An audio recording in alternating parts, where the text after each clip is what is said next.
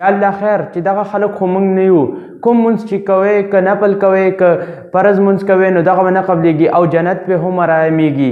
یا الله د دغه خلکو نه موږ وساتې. دا عملونه چې په چا چا کیي نو په هغه چې کوم مونځ کوي او که کوم نفل مونځ کوي نو هغه پې ارامېږي. دا یو مولانا صاحب دی چې هغه دغه عملونه بیان کړي دي. نو ویډیو راسره د اخره پورې وګورئ او د خپلو ملګرو سره یې مخکې ضرور شیر کړئ ځکه چې د مسلمانانو ته ورورسي چې خلک د دې نه خبر شي. هسې نه چې مونځونه کوي نفلونه هم کوي خو قبلیږي به نه او جنت به پې هم ارامي. نو راځئ راسره د مولانا د ویډیو وګورئ.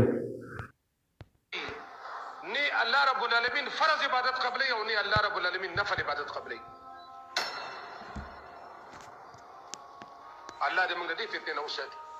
بعضې خلک د ښځې د لاسه د ځمکو د لاسه د پلار سره مقابلې شروع کړي دي بدبخته. د پلار په باره کې قرآن ویلی دی چې ولا تقل لهما اف. مور او پلار ته به د خولې نه ګورې اف نه راوباسي. که جنت غواړې د مور او پلار په دې قدمونو کې الله ایښی دی.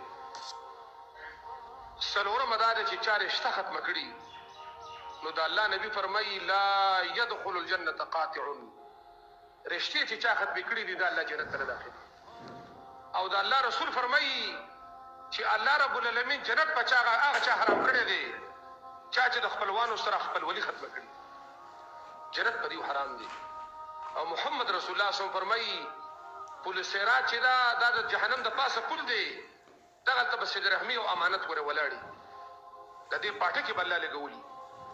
زمونږ د پښتنو کې په معمولي خبرو باندې 10 کاله ورانه ده او 3 کاله ورانه ده او 8 کاله ورانه ده. د ما څه غم خادي ونه کړه او د ماله دعوت قبول نه کړه د ماله لور رانه کړه او د ماله خور نه راکوله. داسې خبرې دي.